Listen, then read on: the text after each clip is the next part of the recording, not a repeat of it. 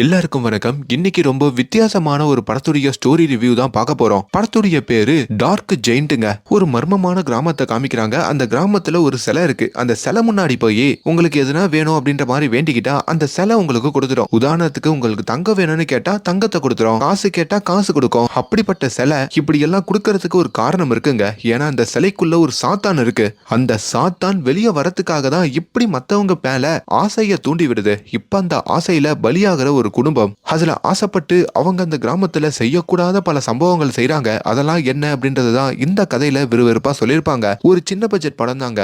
வாய்ப்பு இருந்தா ஒரு வாட்டி பாருங்க. இந்த மாதிரி சின்ன பட்ஜெட் படங்களை வாழ வைங்க. அப்பதான் நாளைக்கு இந்த மாதிரி வித்தியாசமான கதையில இன்னும் தரமான பெரிய பட்ஜெட் படங்களும் இவங்க எடுப்பாங்க. அதை ப்ரமோட் பண்றதுக்காக இந்த வீடியோவே. இன்னும் லைக் கொடுக்கலனா உள்ள ஒரு சின்ன லைக்கோட வாங்க. வைதிவே நீங்க பார்த்துட்டு இருக்கிறது நம்மளுடைய பிலிம் பை. படத்துடைய ஆரம்பத்திலேயே ஒரு விவசாயியை காமிக்கிறாங்க. அந்த விவசாயியும் இந்த வாட்டி விவசாயம் நல்லா அமையல, சாப்பிட கூட வழி இல்ல, எனக்கு எதனா வழிகாட்டு சாமி அப்படின்ற மாதிரி ஒரு கோயில்ல உட்காந்து அழுதுட்டு இருக்காருங்க. அப்ப அந்த இடத்துல ஒரு சாமியார் வராருங்க. நீ எவ்வளவு கதறி அழுதாலும் சாமி உனக்காக இறங்கி வந்து எந்த ஹெல்ப்பும் பண்ண மாட்டாரு. நான் சொல்ற ஒரு இடம் இருக்கு, அந்த இடத்துக்கு போ. அங்க ஒரு சிலை இருக்கும்.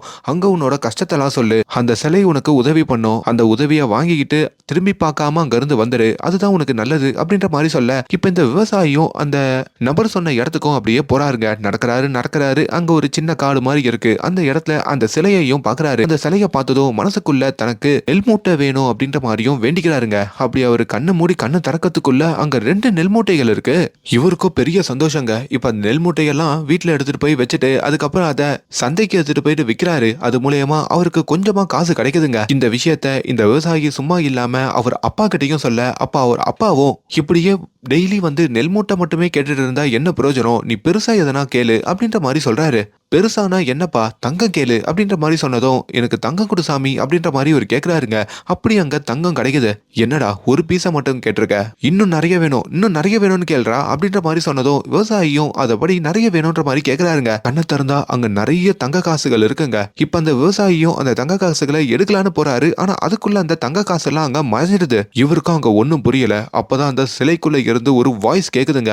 நான் உனக்கு இந்த தங்கத்தையும் இந்த மாதிரி நெல்லெல்லாம் கொடுத்தனா நீ எனக்கு ரிட்டர்னா என்ன கொடுப்ப அப்படின்ற மாதிரி கேட்க, என்னால முடிஞ்ச எல்லாத்தையும் கொடுக்குறேன்ற மாதிரி விவசாயி சொல்றாரு. எல்லாமே எல்லாம் வேணாம், நான் கேட்கிற ஒன்ன கொடு அப்படின்ற மாதிரி சொல்லி, உன் மனைவி இப்போ பிரெக்னண்டா தானே இருக்கா, அவ வயிற்றுல இருக்கிற குழந்தை எனக்கு வேணும் அப்படின்ற மாதிரி அந்த சிலை கேக்குதுங்க. விவசாயி ஷாக் ஆகுறாரு. தான் அப்பாவோட ஒரு யோசனையோடய வராரு. இப்போ வழியில அந்த சாமியார் இருக்காரு பாத்தீங்களா, அவரை இவங்க 2 பேரும் பாக்குறாங்க. சாமியாரே, நீங்க சொன்ன அந்த சிலை கிட்ட போய் வேண்டிக்கிட்டோம். அந்த சாமி சிலை எங்க கிட்ட குழந்தையே கேக்குது, என்ன பண்றது அப்படின்ற மாதிரி பயப்பட, நான் தான் அப்பவே சொன்னல, உனக்கு தேவைப்பட்டதை கேட்டுட்டு அதுக்கப்புறம் திரும்பி பார்க்காம அங்க இருந்து வந்துருன்ட்டு. நீ நினைச்சிட்டு இருக்கிய அது சாமின்ட்டு, அது சாத்தான். அது உன்னை அதோட வலையில விழ வைக்க திட்டம் போடுது. அதனால அதுக்கெல்லாம் நீ மயங்காம இருக்கணும் அப்படின்ற மாதிரி சொன்னதும் இப்ப கதை அப்படியே கட்டாயி நிகழ்காலத்துக்கு வருதுங்க. இதோ பார்க்க கொஞ்சம் வெள்ளையா இருக்காரு பாத்தீங்களா, இவரு தான் நம்ம படத்துடைய ஹீரோங்க.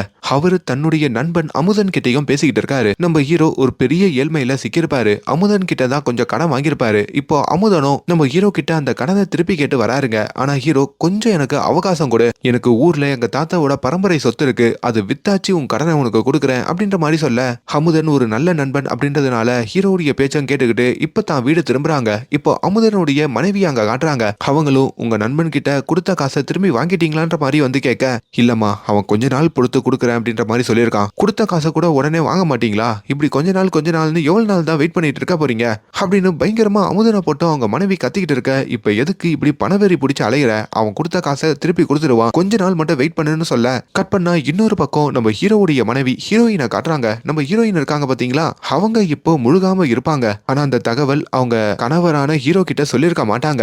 அவங்க தூங்கிக்கிட்டு இருக்கும் போதோ ஒரு சாத்தானுடைய கை அவங்க வயிறு மேல வந்து வைக்கிற மாதிரி ஒரு கனவு வருதுங்க. அதுல அவங்க ரொம்ப பயந்து எழுதுகிறாங்க. இப்ப நம்ம ஹீரோ அவருடைய வீடு திரும்புறாரு. ஹீரோக்கு ஒரு தங்கச்சி இருப்பாங்க. அப்படி தான் தங்கச்சி கிட்டையும் மனைவி கிட்டையும், நம்ம 2 பேருமே ஊருக்கு போறோம், அப்படி எனக்கு ஒரு தாத்தா இருக்காரு, அந்த தாத்தா கிட்ட போய் அவர்கிட்ட பேசி அவருடைய சொத்தெல்லாம் எழுதி நம்ம பேர்ல மாத்திக்கிட்டு நம்ம வாங்கின எல்லா கடனையும் அடைக்க போறோம் அப்படின்ற மாதிரி இப்ப ட்ரெஸ் எல்லாம் பேக் பண்ணிக்கிட்டு இருக்காங்க. சிட்டிலேயே வளர்ந்தவங்க, ஊர் எப்படி இருக்கும், அங்க போய் என்ன தங்குறதா என்ன பண்றது அப்படின்னு புரியாம தான் இப்ப எல்லாத்தையும் லக்கேஜ் எல்லாம் பேக் பண்ணிக்கிட்டு அங்க ஊருக்கு கிளம்புறாங்க. அடுத்த நாளுமே நம்ம அமுதன் இருக்காரு பாத்தீங்களா, அவரு நம்ம ஹீரோவுடைய வீட்டுக்கு வர ஹீரோவுடைய வீடு பூட்டி இருக்குங்க. அப்பதான் ஹீரோ ஒரு சொந்த ஊருக்கு போயிருக்காங்க அப்படின்ற மாதிரி பக்கத்து வீட்டுக்காரர் சொல்றாருங்க. சரி நம்ம காசு ரெடி பண்ணதான் போயிருப்பான் போல இருக்கு அப்படின்ற மாதிரி அமுதனும் அங்க இருந்து கிளம்ப இங்க நம்ம ஹீரோ ஒரு பஸ்ல அவருடைய சொந்த ஊருக்கும் வந்து இறங்குறாரு. தான் மனைவியோடையும் தங்கச்சியோடையும் அந்த பழைய வீட்டுக்கு வராரு. அந்த வீடே ரொம்ப பாழடைஞ்சு போய் கிடக்குங்க. அங்க இருக்கிற சிலந்தி வேலை, அங்க இருக்கிற டஸ்ட் எல்லாத்தையும் கலைச்சு போட்டுட்டு இப்ப அந்த வீட்டுடைய கதவையும் திறக்கிறாரு. கதவு திறந்தா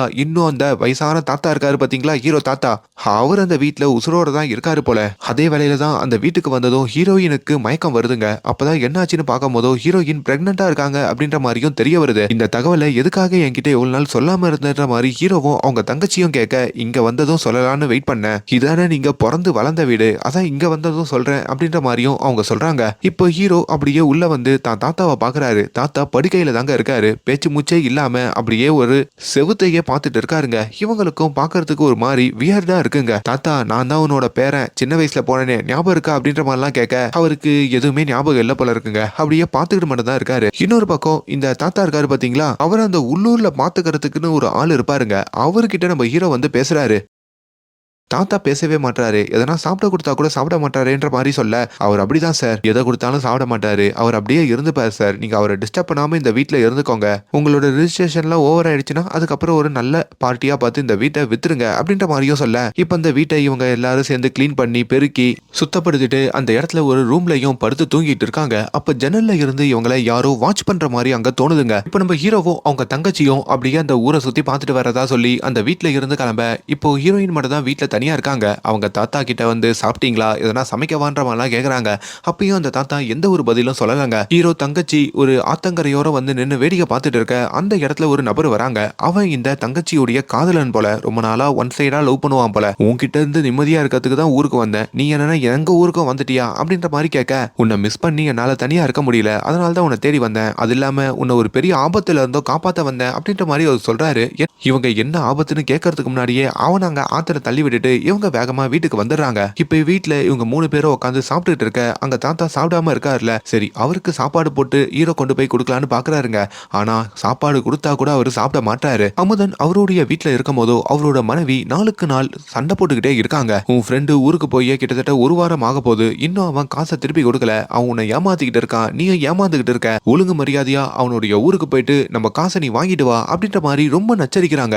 இவருக்கும் வீட்டுல இருக்கிறதா இல்லனா எங்கன்னா போயிடுறதான்ற அளவுக்கு கோபம் வருதுங்க. இங்க ஹீரோவுடைய தங்கச்சி இருக்காங்க பாத்தீங்களா, அவங்களும் அப்படியே நைட்டு ஏதோ தூங்கிக்கிட்டு இருக்கும் போது சத்தம் வருது போல அந்த வீட்டையே சுத்தி பாக்குறாங்க. தாத்தா ரூமுக்கெல்லாம் போய் பாக்குறாங்க. அப்பதான் ஜன்னல்ல ஏதோ ஒரு உருவம் கிராஸ் ஆனதா அவங்க கவனிக்கிறாங்க. அந்த ஜன்னல் வழியா அவங்க பார்க்கும் போதோ தூரத்துல ஏதோ ஒரு நபர் நின்னுகிட்டு இருக்கிற மாதிரியும் அவங்க கண்ணுக்கு படுதுங்க. இவங்களும் பயந்து போய் அங்க இழுத்து போட்டிக்கிட்டு தூங்கிட, இன்னொரு பக்கம் நம்ம ஹீரோ இருக்காரு பாத்தீங்களா, அவரு நம்ம ஹீரோயின் கிட்டையும் பேசிக்கிட்டு இருக்காரு. இந்த வீட்டை விக்கிறத பத்தி பேசிட்டு வந்துடுறேன்னு சொல்லி அவர் வெளியே போனதும் இப்ப அந்த வீட்டுக்கு ஒரு போலீஸ்காரர் வராருங்க. ரொம்ப நாளா பூட்டி கிடந்த வீடு, திடீர்னு பார்த்தா ஆள் இருக்கு, நீங்களா யாருன்னு கேட்க, நாங்க தான் இந்த வீட்டுடைய சொந்தக்காரங்க, இந்த வீட்டை விக்கிறதுக்காக வந்திருக்கேன்ற மாதிரி ஹீரோயின் சொல்ல, அந்த போலீஸ்காரருக்கு ஹீரோயினை கொஞ்சம் பிடிச்சிருக்கோம் போல, அவர் கொஞ்சம் வழிஞ்சு குறுகுறுன்னு பார்த்துட்டு பேசுறாருங்க. அதெல்லாம் ஹீரோயினுக்கு ரொம்ப அன்கம்ஃபர்டபுளா இருக்குங்க. இங்க ஹீரோவுடைய தங்கச்சி வெளியில போகும்போதோ அவங்களோட காதலன் வந்து பாக்குறாங்க. நீங்க உடனே இந்த ஊரை விட்டு கிளம்பிடுங்க அப்படின்ற மாதிரி சொல்றாரு. ஏன்னு கேட்டதுக்கு, நேத்து உன்னை பாக்குறதுக்காக அந்த வீட்டுக்கு வந்திருந்தேன், அப்ப நீ ஜன்னலை திறந்து பார்த்த பத்தியா, அங்க நின்னுட்டு இருந்த உருவம் நான் தான், ஆனா நான் பார்த்தது என்ன தெரியுமா, உன் பின்னாடி ஒரு உருவம் நின்னுட்டு இருந்தது அப்படின்ற மாதிரி சொல்றாரு. என்னடா சொல்ற, உண்மையானு கேட்டதுக்கு, ஆமா உண்மைதான், அதனாலதான் சொல்றேன், உங்க வீட்டுக்குள்ள அமானுஷமா ஏதோ ஒண்ணு இருக்கு, தயவு செஞ்சு வெளியே வந்துரு அப்படின்ற மாதிரி ஒரு சொன்னாலும் அங்க ஹீரோவுடைய தங்கச்சி நம்புற மாதிரி தெரியலைங்க. இப்ப அந்த வீட்டுல தங்குற நாட்கள்ல நம்ம ஹீரோ அங்க நைட்டு நிறைய கெட்ட கனவெல்லாம் காண்றாருங்க. நைட்டெல்லாம் அதை பத்தியே பெணாத்திக்கிட்டு இருக்காரு. இங்க நம்ம அமுதன் இருக்காரு பாத்தீங்களா, அவர் நம்ம ஹீரோவை தேடி அவருடைய ஊருக்கு போயிட்டு இருக்க, அப்ப மூச்சா போலான்னு சொல்லி ஒரு ஆத்தங்கரையோர வராருங்க. அப்ப ஒரு ஜோபில இருந்த போனை தெரியாம அந்த ஆத்துல போட்டுறாரு. இதுல போனு நனைஞ்சு போய் சுவிட்ச் ஆஃப் ஆயிடுதுங்க. இங்க நம்ம ஹீரோ இருக்காரு பாத்தீங்களா, அவரு செந்தில் அப்படின்ற ஒரு நபரை தேடி போறாரு. அவர் யாருன்னா, இந்த வீட்டுக்கு வந்த உடனே அவங்க தாத்தாவை பத்தி கூட இருந்து பாத்துக்கிற அசிஸ்டன்ட்னு ஒருத்தர் சொல்லிருப்போம் பாத்தீங்களா, அவரு தாங்க. ஊருக்காரங்கிட்ட விசாரிக்கும் போதோ அப்படி ஒரு நபர் அந்த வீட்லயே இல்லைன்ற மாதிரி சொல்றாங்க. அதே மாதிரி அந்த வீட்டுல சில அமானுஷமான விஷயங்கள்லாம் இருக்கு, அங்க போனவங்களுக்கு மூளை கோளாறுலாம் ஏற்பட்டிருக்குன்ற மாதிரிலாம் பேசியிருக்காங்க, அதனால நீ அந்த வீட்டுல ரொம்ப நாள் இருக்காத, முடிஞ்ச அளவுக்கு அந்த வீட்டை வித்துட்டு இங்க இருந்து போயிடு அப்படின்ற மாதிரிலாம் சொல்ல ஹீரோ ஒரு மாதிரி பயமா உணர்றாருங்க. ராத்திரி நம்ம ஹீரோ தூங்கிக்கிட்டு இருக்கும் போதோ திடீர்னு அவரை உணராமையே அவர் தங்கச்சியோடைய ரூமுக்கு வந்து படுத்துக்கிறாரு. ஹீரோ தங்கச்சியும் எழுந்து டேய் அண்ணா இங்க என்னடா பண்ணிக்கிட்டு இருக்கன்ற மாதிரி கேட்க, இப்ப அவங்க தங்கச்சியா அவர் முறைச்சிட்டு அந்த ரூம்ல இருந்து வெளியே போறாரு. அடுத்த நாளுமே இந்த ஹீரோ தங்கச்சி பின்னாடி ஒரு பையன் சுத்திட்டு இருப்பான் பாத்தீங்களா, அவங்கிட்ட அந்த போலீஸ்காரர் வந்து இந்த அமுதன் இருக்காரு பாத்தீங்களா, அவரு போட்டோவை காமிச்சு இவரை பார்த்திருக்கீங்களா அப்படின்ற மாதிரி கேக்குறாங்க. அவரும் பார்த்தது இல்ல அப்படின்ற மாதிரி சொன்னதும் அவர் அங்க இருந்து கிளம்ப இப்போ ஹீரோவுடைய வீட்டுக்கும் இங்க தங்கச்சியுடைய காதலன் வராங்க. அவனை பார்த்ததும் ஹீரோக்கு பயங்கர கோவம் வருது. இவனை இங்கேயே கூப்பிட்டியா அப்படின்னு சொல்லி தான் தங்கச்சியையும் அடைகிறாரு. என்னைக்குமே தான் தங்கச்சி கிட்ட நடக்காதவாறு ரொம்ப கடுமையா ஹீரோ நடந்துக்கிறாரு. நம்ம அண்ணனா இப்படி பேசுறான் இப்படி அடிக்கிறான்ற மாதிரி அவங்க ரொம்ப பயந்து போயிடுறாங்க. இப்ப நம்ம ஹீரோ அப்பப்போ இந்த சுயநினைவு வேற அந்த வீட்டுக்குள்ள இருந்தா இழந்துகிட்டே இருக்காருங்க. அப்படி ஒரு மரத்தோட வந்து உட்கார அந்த இடத்துல ஒரு சாமியார் வந்து நம்ம ஹீரோவை பாக்குறாரு. உங்ககிட்ட சில உண்மைகள்லாம் சொல்ல வேண்டி இருக்கு அப்படின்ற மாதிரி சில உண்மைகளையும் சில முக்கியமான தகவலையும் அங்க ஹீரோ கிட்ட அவர் சொல்றாரு. ஆக்சுவலி நம்ம ஹீரோவுடைய அம்மா இருக்காங்க பாத்தீங்களா, அவங்க தான் ஹீரோவுடைய அப்பாவையே போட்டு தள்ளாங்களாம். அப்படி போட்டு தள்ளிட்டு இந்த கிராமத்துல இருந்து ஹீரோவை கூட்டிட்டு போனதாகவும் உங்க அம்மா மாதிரி ஒரு தைரியமான பொண்ணை நான் பார்த்ததே இல்லைன்ற மாதிரியும் அந்த சாமியார் சொல்லிட்டு இருக்காருங்க. கதை மறுபடியும் நிகழ்காலத்துக்கு வருது. இப்போ ஹீரோ தங்கச்சி இருக்காங்கல்ல, அவங்க உடம்பு மேல ஒரு சின்ன பையன் வந்து பேயா உட்காந்துட்டு இருக்கிற மாதிரி அங்க தோணுதுங்க. இவங்களும் ரொம்ப பயந்து போய் அந்த ரூம்ல இருந்தும் வெளியே ஓடி வராங்க. பக்கத்து ரூம்ல இருக்கிற ஹீரோயினும் என்ன ஆச்சுன்ற மாதிரி அவங்கள சமாதானப்படுத்த இப்போ நம்ம ஹீரோ இருக்காரு பாத்தீங்களா, அவர் உடம்புல அந்த பேய் போயிடுது போல. இப்போ ஹீரோவும் அங்க அப்நார்மலா பிஹேவ் பண்றாரு. அப்படியே ரொம்ப கோவமா அந்த இடத்தை விட்டும் வெளியே போறாரு. அப்படி சுடுகாட்டுல போயிட்டு அவர் உட்கார்ந்து இருக்கிற எல்லாத்தையும் நம்ம ஹீரோயினும் ஹீரோவுடைய தங்கச்சியும் பார்த்து இன்னும் பயந்துடுறாங்க. பார்த்தா அது நம்ம ஹீரோவே இல்லைங்க, வேற ஒரு நபர் ஹீரோ மாதிரியே இருந்திருக்காரு போல. அப்படி இந்த வீட்டுக்குள்ள என்ன நடக்குதுன்னு சொல்லி இப்ப இந்த 3 பேருக்குமே புரியலைங்க. இன்னொரு பக்கம் இந்த போலீஸ்காரர் இருக்காரு பாத்தீங்களா, அவரு வேற ஊர் ஊரா போயிட்டு அந்த அமுதன் இருக்காருல அவரையும் தேடிக்கிட்டு இருக்க. இங்க ஹீரோ அவரோட மனைவி தங்கச்சி 3 பேருமே இந்த வீட்டை காலி பண்ணிட்டு போயிடலாம் அப்படின்ற மாதிரி அடுத்த நாள் லக்கேஜ பேக் பண்ணிட்டு இருக்காங்க. அப்போ கிளம்பும் போதோ அங்க செந்தில் இருக்காரு பாத்தீங்களா, அவர் வந்து நிக்கிறாரு. எப்பா உன்னதான் தேடிக்கிட்டு இருக்கேன், இந்த வீட்டை விக்கிற மாதிரி எனக்கு தெரியல, அதனால நாங்க ஊரை பார்த்து கிளம்புறோன்ற மாதிரி சொல்ல, ஐயோ கிளம்பாதீங்க இன்னும் காரியமே முடியலையே, கொஞ்ச நாள் இருங்க, பக்கத்து ஊர்ல இருந்து ஒருத்தர் இந்த வீட்டை பார்க்கறதுக்காக வரேன்னு சொல்லியிருக்காரு, அவர் நாளைக்கு வந்துருவாரு, அது வரைக்கும் இருங்கன்ற மாதிரி சமாதானப்படுத்தி ஹீரோவையும் அவங்க தங்கச்சியையும் அவங்க மனைவியையும் அங்க இருக்க வைக்கிறாரு. இப்ப நம்ம அமுதனை நம்ம ஹீரோ தங்கச்சியோடைய காதலன் பாக்குறாங்க. நீங்க எங்க போயிட்டு இருக்கீங்கன்ற மாதிரி கேட்க, நம்ம ஹீரோவை தான் தேடி போறேன்ற மாதிரி அமுதன் சொன்னதும் ஹீரோவுடைய வீட்டுக்கும் கொண்டு வந்து அந்த அமுதனை விடுறாரு. இப்ப அமுதனும் அந்த வீட்டுக்குள்ள நுழைய நம்ம ஹீரோயின் அமுதனை பாக்குறாங்க. என்னன்னா உங்க ஃப்ரெண்டை தேடி இங்கேயே வந்துட்டீங்களான்னு சொல்லி அங்க உட்கார வச்சு அவருக்கு காஃபி எல்லாம் கொடுக்க, இன்னொரு பக்கம் ஹீரோவும் வந்து அமுதனை பாக்குறாரு. என்னடா ஊருக்கே வந்துட்ட? இல்லடா என் பொண்டாட்டி இம்சம் பண்ணிக்கிட்டே இருக்கா, அந்த காசு வேணும் காசு வேணும்ட்டு, அதான் வீட்டுல இருக்க முடியாம இங்க வந்துட்டேன், கொஞ்ச நாள் இங்க இருந்துட்டு அதுக்கப்புறம் போறேன்டா, நீ காசை பொறுமையா கூட கொடு அப்படின்ற மாதிரி அமுதன் சொல்ல ஹீரோக்கு கோவம் வருது. ஆல்ரெடி ஹீரோவுடைய உடம்புல ஒரு அமானுஷம் ஏறி இருக்கணும்னு சொன்ன பாத்தீங்களா, அந்த அமானுஷம் வெளியே வந்து உன் பொண்டாட்டி ரொம்ப தப்பானவடா, அவ கல்யாணத்துக்கு முன்னாடி எப்படிலாம் இருந்தான்னு எனக்கு தெரியும், அவ தான் இப்போ உன்கிட்ட இப்படி காசு கேட்டுட்டு இருக்கா, சீப்பானவன்ற மாதிரி ரொம்ப கேவலமா பேசுறாருங்க. இதுல அமுதனுக்கோ கோவம் வந்துருது. ஹீரோவை அடிக்க போக ஹீரோ என்னையா அடிக்க வரேன்னு சொல்லி அமுதனை அடிச்சு அங்கேயே போட்டு தள்ளிடுறாருங்க. இதை ஹீரோயினும் நம்ம ஹீரோவுடைய தங்கச்சியும் பாக்குறாங்க. டே அண்ணா என்னடா பண்ணிக்கிட்டு இருக்கன்ற மாதிரி அவங்களுக்கு ஒண்ணுமே புரியலைங்க. இன்ஃபேக்ட் ஹீரோவுமே தான் சுயநினைவு இன்றி தான் இந்த சம்பவத்தை பண்ணுவாரு. அப்படி கொஞ்ச நேரம் பொறுத்து அவருக்கு சுயநினைவு வருதுங்க. அப்படி அங்க பார்த்தா தான் நண்பன் இறந்து கிடக்கிறத பார்த்து பயங்கரமா உறைஞ்சு போறாரு. இப்ப கொஞ்ச நேரத்திலேயே அவங்க வீட்டுக்கு யாரோ காலிங் பெல் அடிக்க, யாருன்னு திறந்து பார்த்தா அந்த போலீஸ்காரர் வந்து நிக்கிறாருங்க. இவங்களுக்கும் என்ன பண்றதுன்னு ஒண்ணும் புரியல. போலீஸ்காரர் வேற உள்ள வந்து இந்த அமுதனை பார்த்திருக்கீங்களான்ற மாதிரி கேட்க, அங்க முழிச்சிட்டு இருக்கவங்க முழியெல்லாம் பார்த்து இவருக்கு இன்னும் சந்தேகம் அதிகரிக்குது. கொஞ்ச நேரத்துல அந்த வீட்டுக்கு இந்த தங்கச்சியோட காதலன் அவன் வேற வந்துடுறான் போல. இப்ப இவங்க எல்லாரையும் பாக்குறாரு. அப்பதான் எல்லாருடைய கவனமும் பக்கத்துல இருக்கிற ரூம் மேலேயே இருக்கிறத போலீஸ்காரர் கண்டுபிடிக்கிறாரு. இப்ப அந்த ரூமுக்குள்ள போய் பார்க்கும் போதோ அங்க அமுதன் பிணமா இருக்கிறத பார்த்து ஷாக் ஆகுறாரு. அப்பதான் இவர் வெளியே வந்துட்டு 2 நாளுக்கு முன்னாடியே அமுதனோட மனைவி என்கிட்ட என் கணவர் போனுக்கு பண்ணா சுவிட்ச் ஆஃப்னு வருது, என தேட சொல்லி கம்ப்ளைண்ட் பண்ணியிருந்தாங்க, பார்த்தா நீ தான் அமுதனை போட்டு தள்ளி வச்சிருக்கீங்களான்ற மாதிரி இப்ப இவங்க 3 பேரையும் அவர் பிடிக்கணும்னு நினைக்கிறாரு. முதல்ல நீங்க 3 பேர் எதுக்கு இந்த வீட்டுக்கு வந்தீங்கன்ற மாதிரி கேட்கும் போதோ, எங்க தாத்தா சொத்தை விற்கிறதுக்கு தான் வந்தோம், தாத்தா ரூம் அங்க இருக்கு, வேணா தாத்தாவை போய் பாருங்கன்னு சொல்ல, இப்ப தாத்தா ரூம் ரூம்ல போய் ஒரு பார்க்கும் போதோ அங்க தாத்தாவே இல்லைங்க. தாத்தா கண்ணீர் அஞ்சலி அப்படின்ற மாதிரி ஒரு போட்டோ ஒட்டியிருக்காங்க.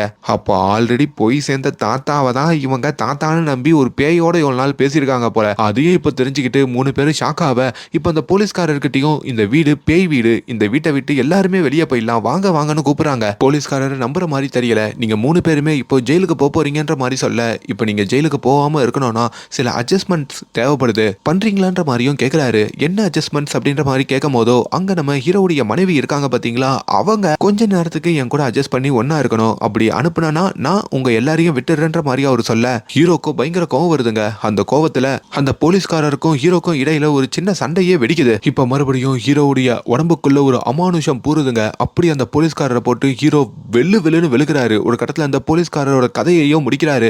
இன்னொரு பக்கம் இந்த தங்கச்சியுடைய காதலன் இருக்காரு பாத்தீங்களா, அந்த காதலனும் அந்த வீட்டை விட்டு தப்பிக்கலான்னு மெயின் கதவை திறந்தா அந்த மெயின் கதவுல அந்த தாத்தா வந்து நிக்கிறாருங்க. அதுவும் பேயா. அப்படியே அந்த காதலனோட தலையை திருப்பி அவன் காதலனோட கதையையும் முடிக்கிறாங்க. இப்போ இந்த 2 பெண்களும் அந்த வீட்டுல மாட்டிக்கிட்டு சிக்கி தவிக்கிறாங்க. ஆக்சுவலி அந்த போலீஸ்காரோட கதை இன்னும் முடியல போல இருக்கு. அவர் இன்னும் உசுரோட தான் இருக்காரு. அப்படி அவர் எழுந்து வந்து இந்த பயங்கரமான ஆளுக்கிட்ட இருந்து அந்த 2 பொண்ணுங்களை காப்பாத்தணும்ன்ற மாதிரி அவர் அங்க திருந்தி நினைக்கிறாருங்க. ஆனா ஹீரோ அதுக்குள்ள தான் ஒரு முக்கியமான பூஜை பண்ணி ஆகணும்னு சொல்லி தான் மனைவியை அந்த இடத்துல இருக்கிற ஒரு பூஜை ரூமுக்கும் போறாரு. அங்க ஒரு கோலம் மாதிரி போட்டிருக்காங்க. அந்த கோலத்திலையும் தான் மனைவியை உட்கார வச்சு அவரு பூஜையை ஆரம்பிக்க அப்பதான் உண்மையாலேயே உங்களுக்கு என்ன நடக்குது அப்படின்ற ஒரு முக்கியமான சம்பவத்தை காமிக்கிறாங்க. ஆக்சுவலி ஓப்பனிங் சீன்ல ஒரு விவசாயி கதை சொல்லியிருப்போம் பாத்தீங்களா, அந்த விவசாயியோடைய பையன் தான் நம்ம ஹீரோங்க. அவங்களுடைய அம்மா தான் நம்ம சோனியா. ரொம்ப பாசமாவே தான் பையனான ஹீரோவா அந்த அம்மா வளர்த்திருப்பாங்க. ஆனா அவங்க அப்பா கிட்ட அந்த சாத்தான் கேட்டிருக்கோம் பாத்தீங்களா, உங்க மனைவி வயித்துல இருக்கிற சிசுவை எனக்கு கொடுக்கணும்ன்ற மாதிரி, அப்படி கொடுத்தா உனக்கு நிறைய செல்வத்தை கொடுக்குறேன், இதை கொடுக்குறேன்னு ஆசையை ஏற்படுத்தியிருக்கோம். இவருமே தான் வீட்டுக்கு வராரு. அப்படியே வந்து தான் மனைவியோட காலை அமைக்கிக்கிட்டே இப்போ நம்ம கொஞ்சம் கொஞ்சமா நல்லா சம்பாதிக்கிறோம், நல்லா சந்தோஷமா வாழ்றோம், இது வாழ்க்கை முழுக்க நீடிக்கணும்ன்ற மாதிரி எனக்கு ஆசை இருக்கு, அதுக்கு நான் ஒன்றும் பண்ண போறது இல்ல, நீ மனசு வச்சா நடக்கும் அப்படின்ற மாதிரியும் தான் மனைவி கிட்ட தயங்கிட்டே ஒரு சம்பவத்தை சொல்றாரு. அதாவது நம்மளோட குழந்தைய சாமிக்கு கொடுத்துடலாமான்ற மாதிரி கேட்கிறாரு. என்னங்க சொல்றீங்க, இது என்னோட குழந்தை, நம்மளோட குழந்தை, அந்த ஆசை கூட உங்களுக்கு இல்லையா, இப்படிதான் பேசுவீங்களான்ற மாதிரி அவங்க இதுல அந்த விவசாயியுமே திருந்துறாருங்க. சரி ஓகே, நம்மளும் ரொம்ப ஆசைப்படுறோம், குழந்தையெல்லாம் கொடுக்க வேணாம் அப்படின்ற மாதிரி முடிவெடுத்துட்டு தான் அப்பாவான அந்த தாத்தா இருக்காரு பாத்தீங்களா, இப்ப ஹீரோடைய தாத்தா, அவர் தான் அந்த விவசாயியோடைய அப்பா, அவர்கிட்ட வந்து சொல்றாரு. ஆனா அவருக்கு இதெல்லாம் பிடிக்கலைங்க. ஏன்னா அவருக்குள்ளேயும் அந்த பேராசை இருக்கும். என்ன மகனை இப்படி சொல்ற அப்படின்னு சொல்லிட்டு ஒரு சொம்புல அவர் தண்ணி குடுக்கறாரு. அந்த தண்ணியை குடிச்சதும் அந்த விவசாயி மயங்குறாரு. ஐ மீன் அந்த தண்ணி ஒரு மூலிகை தண்ணிங்க. அப்படி குடிச்சது மூலியமா இப்ப அந்த விவசாயி மயங்கி மறுபடியும் தான் மனைவி கிட்ட வந்து நம்ம 2 பேரும் ஒரு பூஜையில போய் கலந்துக்க போறோம் அப்படின்ற மாதிரி சொல்றாரு. என்ன பூஜைன்னு வந்து பார்த்தா அங்க இந்த விவசாயியோடைய அப்பா தான் அந்த பூஜை பண்ணிக்கிட்டு இருக்காருங்க. அதுக்கு நடுவுல நம்ம சோனியாவை உட்கார வச்சுட்டு அந்த இடத்துல அந்த மந்திரங்கள் எல்லாம் ஓத ஆரம்பிக்கிறாங்க. அதுக்கப்புறம் தான் அந்த சாத்தான எழுப்புறதுக்கு நம்ம குழந்தைய கொடுக்க பாக்குறாங்க. அதுக்காக தான் இந்த பூஜைன்ற மாதிரி சோனியாவுக்கு தெரிஞ்சிருதுங்க. சோனியாவும் அந்த இடத்துல இந்த விவசாயியான அவங்க கணவரையும் அவங்க மாமனாரையும் தள்ளி விட்டுட்டு தான் பையனை கூப்பிட்டுக்கிட்டோம் அந்த இடத்துல இருந்து ஓடி வராங்க. போற வழியில ஒரு திருவிழா நடந்துகிட்டு இருக்குங்க. அங்கேயும் நம்ம ஹீரோயினை அவங்க கணவரான அந்த விவசாயி சேஸ் பண்ணிக்கிட்டே வர இவங்களுக்கு என்ன பண்றதுன்னு தெரியாம தான் மகனை காப்பாற்றணும்னு சொல்லி அங்க ஒரு கத்தையை எடுத்து கணவரையே போட்டு தள்ளுறாங்க. அது மூலயமா தான் மகனை அவங்க காப்பாத்துறாங்க. அதுக்கப்புறம் இன்னொரு புள்ள பெத்துக்கிட்டு இப்போ ஹீரோவுடைய தங்கச்சி இருப்பாங்கல்ல, அந்த புள்ளையே அவங்க வளர்த்துருப்பாங்க. ஆனா ஒரு கட்டத்துல நம்ம ஹீரோவுடைய அம்மா தவறி இருப்பாங்க. அதுக்கப்புறம் நம்ம ஹீரோ தான் அவங்க தங்கச்சியை பார்த்து வளர்த்துருப்பாருங்க. ஸோ அப்படி இப்போ மறுபடியும் அவங்க கிராமத்துக்கு வரப்போதுதான் இந்த எல்லா சம்பவமும் அங்க நடக்கிற மாதிரி அங்க காட்டுறாங்க. அதே மாதிரி பிளாஷ்பேக்ல அந்த தாத்தா இருக்காரு பாத்தீங்களா, அவரு சும்மா இல்லைங்க. அவருக்கு மூத்த பையனா அந்த விவசாயி, 2ஆவதா ஒரு மகள் இருப்பாங்க. அந்த மகளை வச்சாச்சு இந்த சாத்தானை எழுப்பணும்னு நினைச்சிருப்பாரு. அப்படி அவரோட பொண்ணாங்க கர்ப்பமாகும் போதோ அவரோட மாப்பிள்ளையான செந்தில அந்த இடத்துக்கு தான் மனைவியை கூட்டிட்டு வர வச்சு இப்போ அந்த தாத்தா தான் பொண்ணையே அந்த சாத்தானுக்கு கொடுக்குறாரு. ஆமாங்க, தான் பொண்ணோட கதையை அவர் கையாலேயே முடிச்சிடுறாரு. இதுக்கு கூட்டா இருந்தது அந்த செந்திலும். இப்படி முடிச்செல்லாம் பார்த்தாச்சு சாத்தானை எழுப்பி விடலான்னு பார்த்தா அந்த சாத்தான் எழுந்துக்க மாட்டேங்குது. அப்பதான் அவருக்கு தெரியுது மூலியமா வர வாரிசு இல்ல, அந்த விவசாயி மூலியமா வர வாரிசுல தான், ஐ மீன் இவருக்கான பேர குழந்தை மூலியமா தான் அந்த சாத்தான் எழுந்துக்குமா. அதுவும் இந்த மாதிரி விஷயங்களை கொடுக்கறதுக்குன்னு சில நேர காலம்லாம் இருக்கான். அதெல்லாம் இந்த தாத்தா தவறிட்டாரு அப்படின்ற மாதிரியும் அந்த சிலை இவர்கிட்ட சொல்லுது. இதெல்லாம் அந்த கிராமத்துல இருக்கிற அந்த நல்ல சாமியார் ஒருத்தர் இருப்பாரு பாத்தீங்களா, அவரு பாக்குறாருங்க. அதான் நான் அப்பவே சொன்னேன், அந்த சிலை ஆசையை தூண்டுற சிலைன்ட்டு. அது தெரியாம அந்த சிலையோட வலையில போய் சிக்கிட்டீங்க. இப்படி உன் கையாலேயே உன் பொண்ணோட கதையை வேற நீ முடிச்சிட்ட. உனக்கெல்லாம் கண்டிப்பா மோட்சம் கிடைக்காது. நீ எல்லாம் இறந்ததுக்கு அப்புறம் கூட இங்க தான் பேயா சுத்திக்கிட்டு இருப்பேன்ற மாதிரி அவர் சாபம் கொடுக்குறாரு. அதனால தான் அந்த தாத்தா அங்க போய் சேர்ந்ததுக்கு அப்புறமும் அங்க ஆத்மாவா சுத்தி இப்போ இந்த ஹீரோ அவங்க குடும்பத்து கண்ணிலலாம் தெரிஞ்சிருக்காரு போல. அதே மாதிரி அந்த தாத்தாவை பார்த்துக்கிட்ட அவரோட மாப்பிள்ளை செந்திலும் அவர் கண்ணுக்கு தெரிஞ்சிருக்காங்க போல. இப்போ நம்ம ஹீரோ அவரோட மனைவியை கூட்டிட்டு வந்து அந்த பூஜை ரூம்ல தான் மனைவியோடைய வயிற்றிலேயே ஒரு குண்டூசியை எடுத்து குத்திடுறாருங்க. இந்த சம்பவம் பண்ணி முடிச்சுட்டு அந்த இடத்துல நம்ம ஹீரோவும் மயங்கி விழுறாரு, அவங்க மனைவியும் மயங்கி விழுறாங்க. இப்போ அந்த இடத்துக்கு வர நம்ம போலீஸ்காரரும் அதுக்கப்புறம் ஹீரோவுடைய தங்கச்சி ரெண்டு பேருமே இவங்க ரெண்டு பேரையுமே மீட்டு அந்த இடத்துல இருந்து ஒரு ஹாஸ்பிட்டலுக்கு கூட்டு போறாங்க. அந்த இடத்துல நம்ம ஹீரோயினால குழந்தை பெத்துக்க முடியாதுன்ற மாதிரி டாக்டர் சொல்றாங்க. இன்னொரு பக்கம் இந்த எல்லா சம்பவத்தையும் பண்ணதுக்காக ஹீரோவையும் பிடிச்சி ஜெயில போடுறாங்க. அப்பதான் ஹீரோ எதுக்காக இந்த சம்பவத்தை பண்ணாருன்ற மாதிரி காமிக்கிறாங்க. ஆக்சுவலி ஹீரோவுடைய உடம்புல அப்பப்போ அவங்க தாத்தாவுடைய ஆத்மா வந்து போறதுனால தான் அவர் அப்படி ரியாக்ட் பண்ணிருப்பாரு. ஆனா கடைசியா அவங்க மனைவி அந்த பூஜை ரூமுக்கு கூட்டு போனது இவர் சுயநினைவோடு தான். ஏன்னா இவர் முன்னாடி ஒரு சாமியாரை பார்த்திருப்பாரு, அவர் சில உண்மைகளை சொல்லியிருப்பாருல, அதுல அவரு ஒரு மெயின் சாமியார், அதாவது நம்ம பாக்கியராஜ் ஐயா இருக்காரு பாத்தீங்களா, அவரை போய் பார்க்க சொல்லி அனுப்பியிருப்பாங்க. அவருமே இங்க ஒரு பெரிய சாத்தான் சுத்திக்கிட்டு இருக்கு, உங்க தாத்தா பண்ண தவறுனால உன் குடும்பத்துக்கு அது ஒரு சாபமா மாறிடுச்சு, அப்படி உன் மனைவி வயிற்றுல வளர்ற குழந்தை வெளியே வர்றது மூலியமா அந்த சாத்தானும் வெளியே வர பாக்குது. அந்த சாத்தான் வெளியே வந்துருச்சுன்னா இந்த ஊர்ல இருக்கிற கர்ப்பிணி பெண்கள் யாரையுமே சும்மா விடாது, ரொம்ப மோசமா நடந்துக்கும். அதனால இந்த உலகத்துக்கே ஆபத்து, அதை காப்பாத்துறது உன் கையில தான் இருக்கு. நீ உன்னுடைய மனைவியோடைய பிரசவம் நடக்க விடாம பாத்துக்கணும், அதுக்கு ஒரு குண்டூசியை பயன்படுத்தணும், அவ உசுருக்கு எந்த சேதாரமும் இல்லாம இந்த சம்பவத்தை பண்ணணும் அப்படின்ற மாதிரி சில வழிமுறைகள் எல்லாம் சொல்லியிருப்பாரு. அதை கேட்டதுதான் நம்ம ஹீரோ அங்க அந்த சம்பவத்தை பண்ணி மனைவியையும் காப்பாத்திருப்பாரு, சாத்தானையும் வெளியே வர விடாம பார்த்திருப்பாரு. ஆனா அவர் பண்ணதுல ஒரு பெரிய தப்பு பண்ணிருப்பாருங்க. அவர் அந்த எல்லாத்தையுமே அந்த பூஜை நடக்கிற கோலத்துக்கு நடுவில் உட்காந்து பண்ணிருப்பாரு. அதுல தெரியாம அவங்க மனைவி காயப்பட்ட அந்த ரத்த காயம் எல்லாமே அந்த கோலத்துக்கு நடுவில் போய் விழுந்திருக்கும். அது மூலயமா இப்ப அந்த சாத்தான் மோட்டிவ் ஆகி வெளியே வர மாதிரியும் இப்ப செகண்ட் பார்ட்டுக்கான ஒரு லீட போட்டு இந்த கதை முடிகிற மாதிரியும் அங்க காட்டுறாங்க. நான் ரொம்ப ஷார்ட் அண்ட் ஸ்வீட்டா தான் இந்த கதையை எக்ஸ்பிளைன் பண்ணியிருக்கேன். இப்போ இந்த படம் தமிழ்ல OTTலயே அவைலபிளா இருக்கு, வாய்ப்பு இருந்தா பாருங்க. அண்ட் மேலும் இந்த மாதிரியான வீடியோஸை தொடர்ந்து பார்க்கறதுக்கு நம்ம சேனலை சப்ஸ்கிரைப் பண்ணுங்க. Thank you so much.